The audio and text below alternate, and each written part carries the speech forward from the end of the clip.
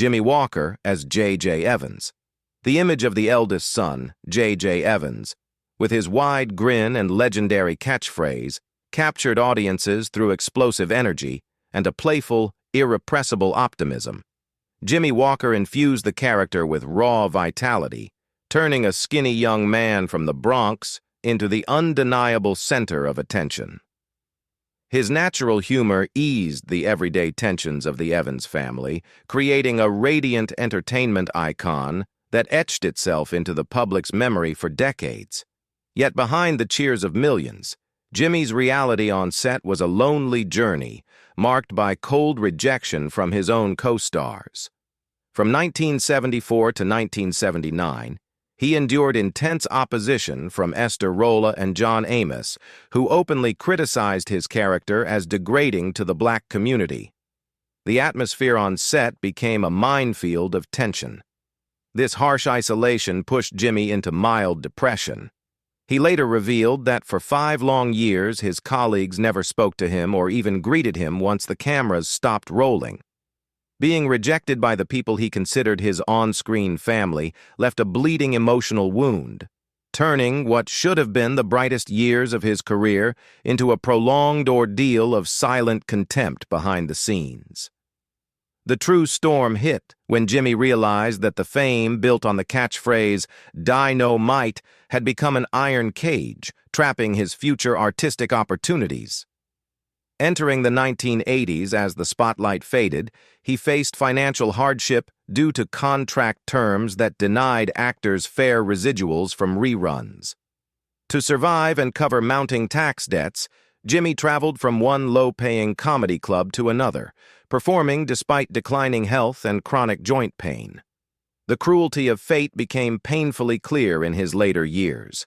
The man who once made an entire nation laugh now faced the haunting silence of a home without a wife or children. Choosing lifelong bachelorhood, shaped by childhood fears of broken families, turned his later life into a quiet elegy, spent battling Hollywood's forgetfulness and the weight of loneliness in a modest Los Angeles apartment. Now in his late 70s, Jimmy Walker continues his journey, carrying memories that are both proud and bitter from a once golden era. Despite the ups and downs and the industry's cold turns, his dedication endures through tireless comedy performances. The stark contrast between J.J. Evans' legendary fame and the isolation Jimmy Walker endured behind the camera is deeply unsettling. Some see him as a victim of overly rigid artistic judgment. Others empathize with a star who sacrificed personal happiness to serve his audience. How do you view his quiet sacrifice? Esther Rolle as Florida Evans. In the world of good times, Esther Rolle delivered a remarkable portrayal of Florida Evans, the devoted mother who became a symbol of dignity and resilience amid poverty in Chicago.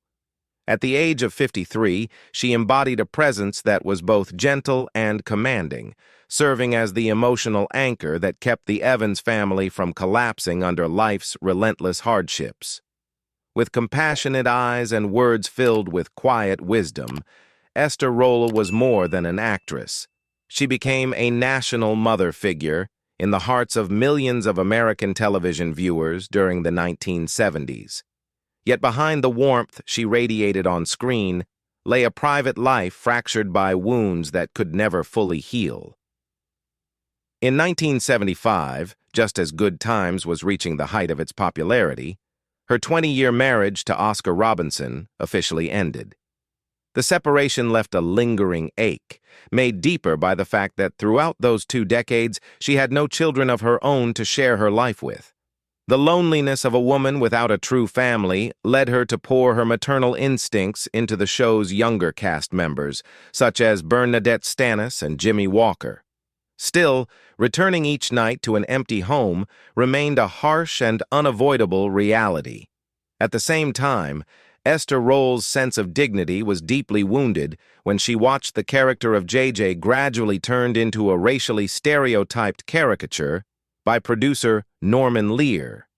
Her fierce struggle to defend the dignity of black representation sparked intense conflict behind the scenes, ultimately isolating her from the cast and crew. In 1977, weighed down by frustration and heartbreak, she made the painful decision to leave the show, an exit marked not by triumph, but by bitterness and tears shed far from the cameras. What followed would become the most devastating chapter of her life, as her body began to surrender to age and illness.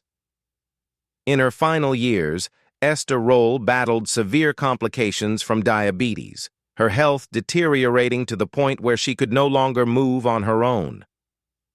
The suffering reached its peak in early 1998, when doctors at a Los Angeles hospital were forced to make a cruel decision, amputating part of her foot to save her life. The image of a woman who once stood tall and commanding on Broadway, now confined to a wheelchair, enduring disability and relentless physical pain, was a profoundly tragic contrast.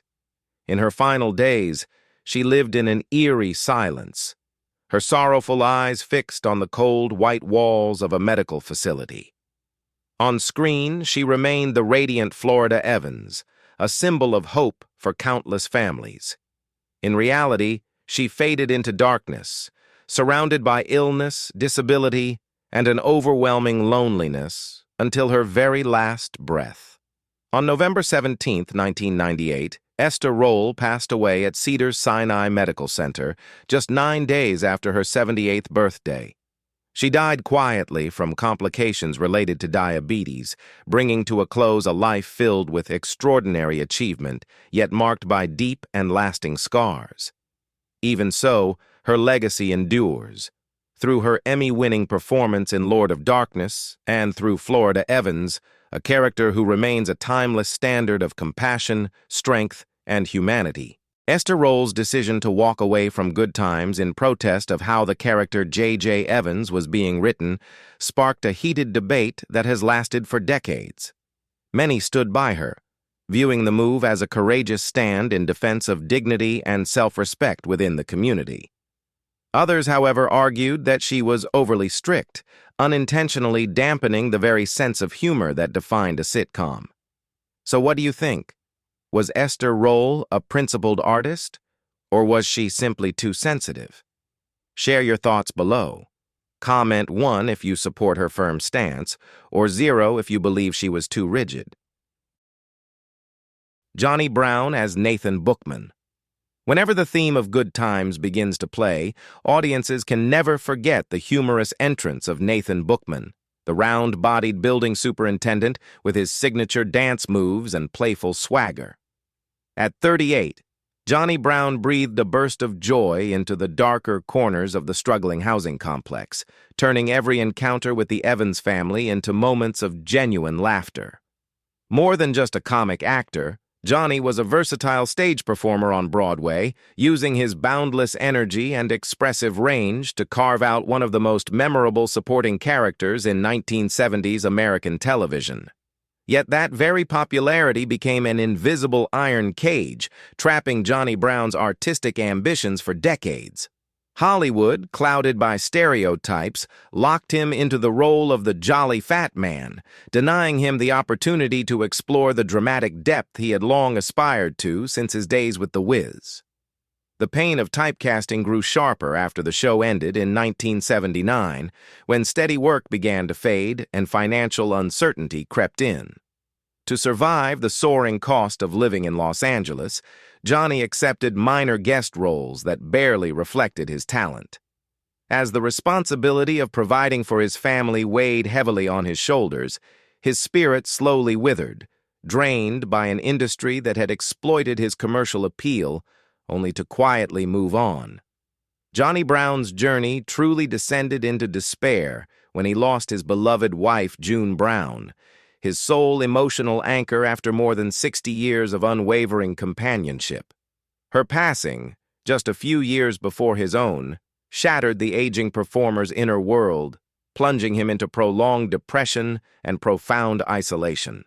His health rapidly deteriorated due to severe cardiovascular complications, forcing him to rely on a pacemaker to sustain his fragile life.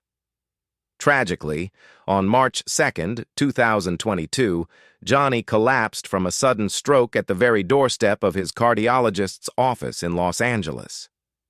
A man who had spent his life bringing laughter to others drew his final breath on a cold sidewalk, never getting the chance to say goodbye to his daughter, Sharon Brown, or his family. On screen, he was the lively, dancing Bookman. In reality, he was a frail, lonely man who passed away just steps from the help that might have saved him. Johnny Brown left this world at the age of 84, leaving behind a modest legacy, an estimated net worth of around $1 million, a small figure compared to the millions of smiles he gave throughout his lifetime.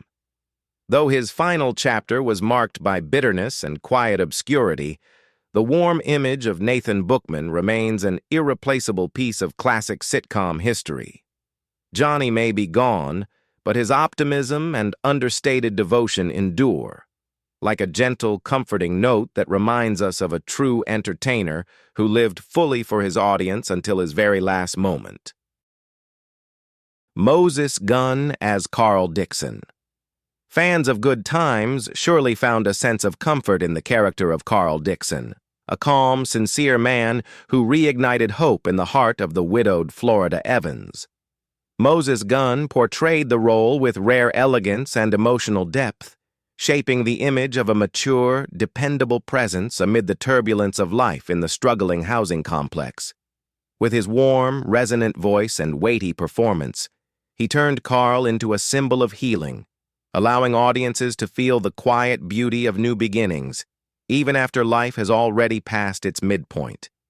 Yet few truly understood the quiet anguish of a stage genius confronted with the indifference of Hollywood. Moses Gunn was a towering figure of the theater world, once earning a prestigious Tony Award nomination. But when he transitioned to television, his talent was confined to minor roles, limited by invisible racial barriers.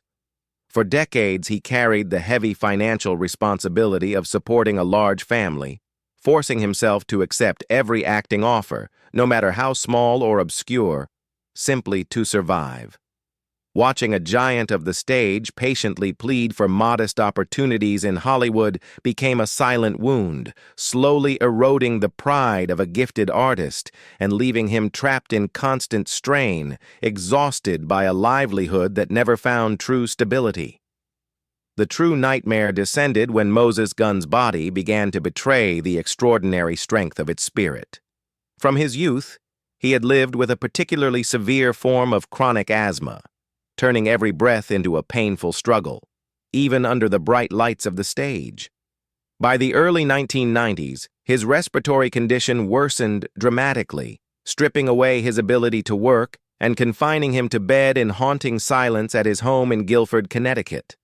Where powerful dialogue once filled the air, there remained only the hiss of breathing tubes and the relentless grip of a cruel illness tightening around his chest. A man once defined by commanding presence was reduced to a frail, exhausted figure, facing disease in profound loneliness and utter helplessness as each breath grew harder to draw. On December 16, 1993, Moses Gunn passed away at the age of 64 from severe complications related to asthma. He departed quietly on a bitter winter day, carrying with him unfinished artistic dreams and unspoken pain. Though his earthly journey had ended, the legacy of a principled artist, through unforgettable performances in Roots and Shaft, continues to stand as a guiding beacon for generations of actors who followed. Albert Reed Jr. as Alderman Fred C. Davis. Albert Reed Jr. stepped into the role of Councilman Fred C. Davis with composure and sharp comic timing, shaping the image of a local politician who consistently delivered moments of wry humor. With his stern appearance and grand authoritative speeches, he transformed a supporting role into an indispensable highlight, helping paint a richly layered social portrait where political ambition was cleverly woven beneath the audience's laughter.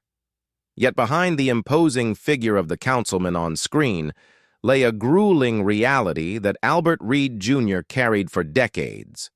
For more than 20 years, he lived a deeply contradictory double life. By day, a familiar face on television. By night, a quiet security guard at Los Angeles International Airport.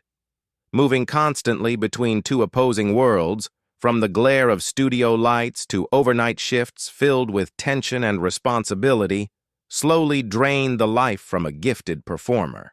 Fear of financial instability never allowed him to let go of his security job, even as his on-screen recognition grew, creating a relentless erosion of both body and spirit throughout years of tireless survival. The true reckoning came when his body began to rebel after decades of working twice as hard as most. In his later years, complex heart complications and severe nervous exhaustion caused by chronic overwork left the once steadfast airport guard strikingly fragile. His world narrowed to the unsettling silence of a hospital room, where he battled painful spasms and profound physical decline. The man who once embodied political authority on screen was now reduced to a gaunt, motionless figure surrounded by cold medical equipment, facing illness alone after a lifetime spent protecting the safety of others. On May 31, 1986, Albert Reed Jr. passed away at the age of 75, closing a life defined by devotion until the very last breath. He departed quietly, largely unnoticed by the media, carrying with him the unspoken burdens of an artist who was never free to pursue his craft without the constant weight of survival. His legacy is not limited to his sharp portrayals of public officials, but endures as a testament to sacrifice and quiet dignity, the pride of an ordinary man who gave everything, even when recognition never fully followed. John Amos as James Evans Sr. When speaking of the soul of the Evans family, fans immediately recall the resilient figure of James Evans Sr., a man who carried the crushing weight of survival yet never surrendered his dignity in the Chicago projects. At just 34 years old, John Amos poured his strength, physical presence, and unwavering resolve into creating a towering image of the ideal father on American television. He was not merely performing a role. He embodied the aspirations and self-respect of black men of that era, turning every on-screen lesson into something deeply etched in the memories of generations. Yet the harsh reality behind the camera told a far lonelier story, one marked by wounds that never truly healed. Between 1974 and 1976, at the very height of his rising career, John Amos endured the collapse of two marriages in succession, to Noel Mickelson and later to Lillian Lehman. These breakups were not only the end of romantic happiness, but the beginning of a painful divide that severed his sacred bond with his children for decades. That pain deepened in 1976 when producer Norman Lear abruptly fired him from Good Times. For daring to speak out against storylines he believed demeaned black dignity, this proud artist paid the ultimate price, losing his spotlight and being cast out of the show he helped build at the peak of its success. The bitterness of that moment lingered with him for the rest of his life. The true storm arrived in his twilight years, when betrayal came from within his own family. At 83, his body already weakened by congestive heart failure and diabetes, John Amos found himself at the center of a shocking family tragedy after publicly accusing his daughter, Shannon Amos, of elder abuse and neglect. The ensuing legal battle and public accusations between his children, Casey Amos and Shannon, turned his final days into a painful spectacle played out across headlines. Cruelty reached its most chilling point on August 21, 2024, when he passed away alone in Los Angeles. Even more disturbing, his death was kept secret for 45 days. His remains were hastily cremated just 9 days later, while both his daughter and the public learned the truth only through the media. A man who once protected an entire family on screen ultimately departed amid a shattered household, without a proper funeral, without a final farewell from those closest to him. John Amos left this world at the age of 84, closing a life chapter filled with brilliance yet scarred by profound sorrow. He passed away quietly, surrounded by unresolved disputes, but his legacy endures. His proud portrayal of James Evans and his unforgettable performance as Kunta Kinte in the landmark series Roots remain immortal pillars of television history. Though his final years were clouded by division and heartbreak, the spirit of resilience he embodied continues to burn, a lasting flame in the hearts of all who remember and honor him. Louis Gossett Jr. as Uncle Wilbert. Louis Gossett Jr.'s appearance as Uncle Wilbert brought Good Times a rare sense of calm, wisdom, and quiet reflection. Taking on the role at the age of 43, he shaped the image of a seasoned man, a steady emotional anchor marked by dignity, composure, and remarkable psychological depth. With masterful command of the camera, Louis turned every scene he appeared in into a lesson in empathy, reaffirming his stature as one of the most formidable actors of his generation, someone capable of radiating warmth even in the harshest circumstances. Yet his artistic journey was shadowed by harrowing memories of brutal racial discrimination in America at the time. From a young age, his soul carried a deep scar after being handcuffed to a tree by police simply for wandering into a white neighborhood. That cruelty followed him into Hollywood in 1961. On his very first night, he was arrested 9 times merely for walking down the street, an agonizing humiliation for a gifted young man burning with ambition. These experiences pushed him into a defensive emotional state that took a heavy toll on his personal life. His 3 marriages to Hattie Glasgow, Christina Mangosing, and Cindy James Reese ended in sorrow, and the inability to build a lasting home left the brilliant actor facing profound loneliness behind the applause of the public. The storm intensified in the 1980s when Louis Gossett Jr. fell into the grip of cocaine and alcohol addiction, an act of desperation to numb the crushing pressures of fame following his Oscar win. The battle for survival resurfaced in 2010 when he was handed another life-threatening verdict: prostate cancer. Grueling rounds of chemotherapy became his only path to survival. In his final years, the once indomitable body of the Iron Officer gave way under relentless attacks from chronic obstructive pulmonary disease, COPD, and atrial fibrillation. The harsh reality was sealed on March 29, 2024, when the legendary actor passed away at a rehabilitation center in Santa Monica at the age of 87. A towering symbol of strength and authority on screen, he ultimately succumbed to heart failure and severe breathing complications in the quiet stillness of a medical ward. Louis Gossett Jr. has departed, leaving behind an irreplaceable void in the hearts of film lovers around the world. He left this world having fulfilled the mission of a resilient warrior, one who transformed personal suffering into a lifelong fight for equality and respect. The images of Uncle Wilbert and the stern Officer Foley remain golden milestones, reminding us of a towering spirit who lived fully through both triumph and bitterness, and of an artist who eternally embodied the highest ideals of humanistic art. Thalmus Rasulala as Ernie Harris. Thalmus Rasulala entered the world of Good Times as Ernie Harris, a man defined by calm authority, quiet dignity, and unwavering reliability.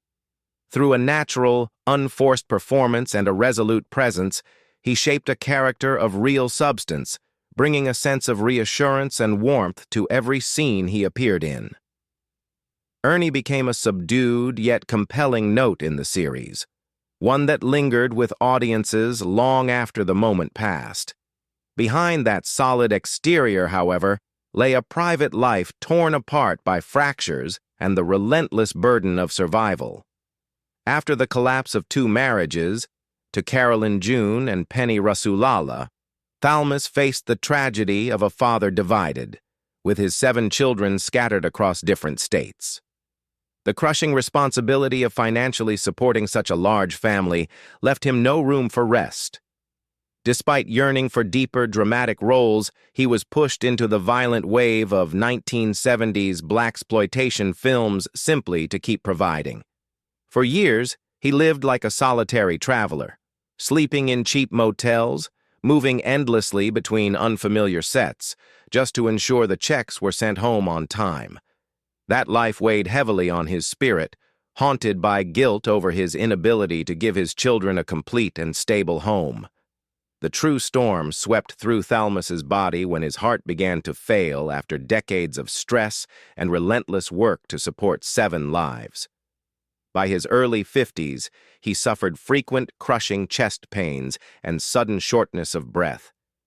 Yet out of pride and financial fear, he hid his illness and continued accepting physically demanding roles, including projects like New Jack City. Instead of seeking medical care, he pushed himself to the edge on set in Albuquerque, New Mexico, in October 1991. A man once seen as a symbol of strength on screen was now a visibly exhausted father, breathing with difficulty, fighting heart disease alone while worrying endlessly about the future of his children, with death looming just beyond the bright frame of the camera. On October 9, 1991, Thalmus Rasulala passed away after a devastating stroke, only 2 days after completing his final scene. He was just 51 years old, gone almost the moment the camera stopped rolling, leaving his family and colleagues in stunned disbelief. Though his earthly journey ended far too soon, the legacy he left behind endures, that of a devoted artist and of a father who gave everything, right down to his final breath. Ja'Net DuBois as Willona Woods. If the Evans family was the soul of good times, then Willona Woods was the vibrant lifeblood that brought color to the dark housing projects of Chicago. With her striking beauty and fashion-forward style, Ja'Net DuBois transformed the single neighbor into a symbol of independence and optimism. Each time Willona appeared, with her sharp wit and captivating gestures, audiences seemed to forget the character's poverty, replacing it with faith in a life fueled by energy, hope, and aspiration. Yet few truly understood that the woman who spread so much laughter carried unforgiving responsibilities from a young age. After her marriage to Sajit Gupta ended, Ja'Net found herself a single mother, navigating life alone while raising 4 children amid the pressures of Los Angeles. To secure their future, she worked relentlessly, acting, writing music, and doing voice work whenever possible. In 1975, when she wrote the iconic theme song Movin' On Up for the Jeffersons, the success brought recognition, but it also marked a period in which she was pushed to exhaustion, trading physical and emotional depletion for financial stability. Long nights at her desk or in recording studios meant not only battling fatigue, but also confronting the quiet fear of an uncertain future in a Hollywood where fame is fleeting. Ja'Net DuBois's life was ultimately driven into profound despair by a fate no mother should ever face. In 1987, her world collapsed when her eldest son, Raj Christo Gupta, died of cancer at just 36 years old. The pain of a parent bearing a child left a wound that never stopped bleeding, rendering later artistic achievements painfully hollow. As she grew older, her health steadily declined, weakened by complications from high blood pressure and congestive heart failure. Tragedy reached its cruelest point on February 17, 2020, when Ja'Net was found to have passed away alone in her home in Glendale, California. A sudden cardiac arrest took her life in her sleep. No loved ones by her side, no final words spoken. An artist who once used her voice and smile to warm millions ultimately departed in chilling silence, leaving behind a sorrowful pause for those she left behind. Ja'Net DuBois passed away at the age of 87, closing a life defined by devotion and sacrifice. Though her farewell was quiet, her 2 Emmy Awards and the timeless melody of Movin' On Up remain enduring pillars of her legacy in American entertainment history. The stylish, warm presence of Willona Woods lives on, reminding us of a woman who transformed private pain into shared joy, and of an artist who lived fully, guided by both extraordinary talent and a generous, compassionate heart. Richard Ward as Henry Evans. Viewers who followed the journey of the Evans family may still remember Henry Evans, the estranged father of James, a character who brought profound psychological weight to the themes of fracture and reconciliation within a black family. Richard Ward portrayed the role with a weathered presence and eyes filled with deep remorse, leaving a lasting impression despite appearing in only a handful of episodes. Guided by the instincts of a true character actor, he transformed Henry into a symbol of repentance, helping audiences grasp the hidden wounds carried by earlier generations, forced to survive against relentless adversity. Yet the reality of Richard Ward's life was a long and painful saga, marked by genuine scars from brutal struggles for survival. Before finding the stage lights, he fought with his fists as a boxer and stared death in the face while serving in World War II, carrying a rifle to protect life itself. In the years that followed, he stepped back into danger as a police officer in New York City, enduring suffocating pressure from racial tensions and discrimination within his own ranks. Balancing the duty of law enforcement with a burning artistic calling amid a society steeped in injustice became an overwhelming psychological burden, keeping him in a constant state of vigilance and slowly eroding any sense of inner peace. Any hope for a peaceful old age faded when the aging veteran's body began to collapse after decades of grueling labor and accumulated injuries. During the filming of the show's final season in the late 1970s, his heart sent desperate warning signs through crushing chest pains and relentless exhaustion. Haunted by concern for his family's future and unwilling to surrender one of the last financial opportunities of his career, he endured in silence, hiding a rapidly deteriorating condition behind the professionalism of a working actor. Though he should have been resting, he forced himself through demanding shooting schedules, confronting the quiet devastation of heart disease in profound isolation, even while surrounded by colleagues and the glare of studio lights. Ben Powers as Keith Anderson. Fans of Good Times still hold vivid memories of Keith Anderson, the confident football player who brought fresh energy and a sense of hope for a brighter future into the life of the Evans family's daughter, Thelma. When Ben Powers joined the cast in 1978 at just 28 years old, he quickly won over audiences with his handsome looks and sincere, warm performance. He infused the show with romance and optimism, turning Keith into the image of an ideal husband, a symbol of perseverance and upward striving that any family would wish for their child. Yet despite launching from one of the era's most successful sitcoms, Ben Powers' Hollywood journey soon collided with the harsh realities of industry rejection.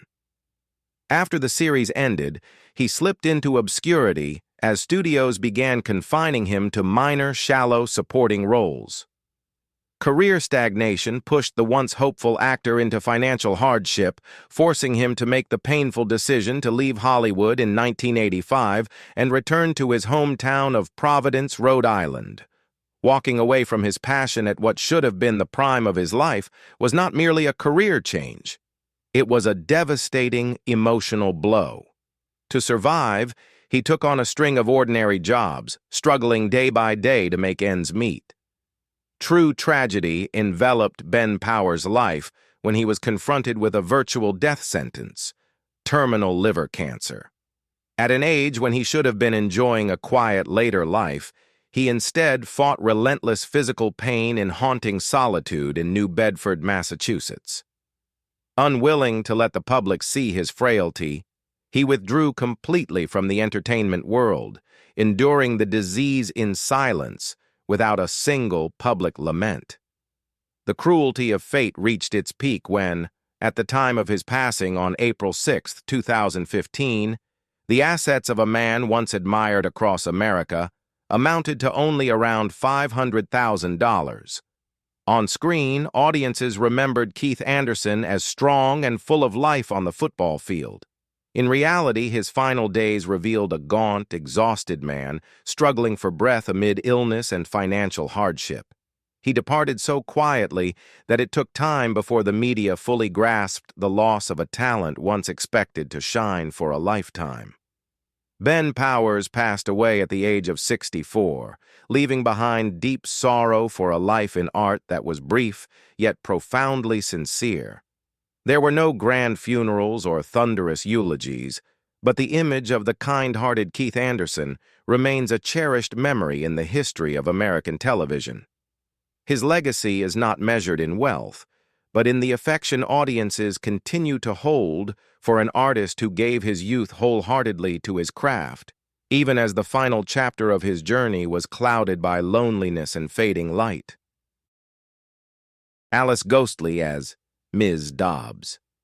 On screen, the neighbor Bernice appeared with a playful wit, always bringing moments of gentle comedy wherever she went. Alice Ghostley embodied the role with sharp intelligence and impeccable timing, turning witty lines into bright highlights that softened the gloom of the struggling housing complex. Her presence added a light, optimistic touch, making each episode feel warmer, more alive, and deeply relatable. Yet behind the laughter she gave to millions of households lay a life marked by prolonged emotional struggle and the unforgiving nature of the acting world. For decades, Alice endured the quiet pain of being a highly capable performer, repeatedly typecast by Hollywood as the quirky woman simply because her appearance did not fit conventional standards. This unspoken ridicule left lasting psychological scars, eroding her confidence and sense of self-worth. True tragedy struck in 2003 when her devoted husband, Felisa Orlandi, passed away after nearly 50 years together. With no children of her own, his death plunged Alice into profound isolation. She sank into severe depression, spending her days alone in their empty home in Studio City, surrounded only by fragmented memories of a warmth that no longer existed. The once vibrant woman gradually withdrew from the world, losing her faith in life itself. The final blow came as her body began to surrender to age and relentless illness. In her later years, Alice faced a devastating diagnosis of colon cancer, enduring brutal rounds of chemotherapy in silence just to cling to fragile survival. Chronic arthritis and severe osteoporosis robbed her of mobility, turning even the smallest movement into searing pain. Her eyesight deteriorated sharply due to cataracts, trapping her in a dim, fading world where she could no longer read or gaze upon the keepsakes of her beloved husband. The suffering reached its peak in mid-2007 when a severe stroke stole her ability to speak, leaving Alice imprisoned within her own body, motionless in a hospital bed, breathing laboriously amid the cold presence of medical machines. On September 21, 2007, Alice Ghostley passed away at the age of 84, bringing to a close a life defined by quiet dedication and unspoken sacrifice. She departed in heartbreaking silence, without close family at her side, leaving a deep stillness in the hearts of those who admired her. Though she has left this world, the joyful image of Bernice endures, reminding us of a remarkable spirit who devoted an entire lifetime to weaving laughter and light into the lives of others. Helen Martin as Wanda. Fans of classic sitcoms can never forget the face of Wanda, the elderly neighbor nicknamed the woman who always cries, whose appearances consistently delivered moments that were both hilarious and heartbreaking. When Helen Martin joined the cast at the age of 65, she breathed life into the character through a uniquely expressive performance, turning tears into a subtle weapon of comedy. Though her screen time was brief, she left an indelible mark with her charm and timing, becoming an essential piece that made the portrait of life in the housing complex feel vivid, human, and real. Behind that humor, however, lay a life shaped by quiet sorrow and decades of unseen dedication under the weight of prejudice. Born in 1909, Helen Martin began her career at a time when black performers had virtually no voice in Hollywood. She endured more than 30 years on Broadway, often limited to nameless background roles, simply to remain working. The deepest tragedy of her life was profound loneliness. Over nearly a century, she never married and never had children to comfort her in moments of exhaustion. She once admitted, with painful honesty, that she longed to live more boldly, dreaming even of becoming an exotic dancer as a way to reclaim her identity. Yet harsh reality confined her to the narrow mold of the harmless elderly black woman, forcing her to survive in the shadows of minor roles that barely reflected her inner fire. The true storm arrived in her 90s, when her body finally began to yield to the relentless erosion of time. In her final years, Helen Martin suffered from heart complications and severe memory loss, gradually losing her grasp on the world around her. Her days unfolded quietly under the care of medical staff at a nursing facility in Monterey, California.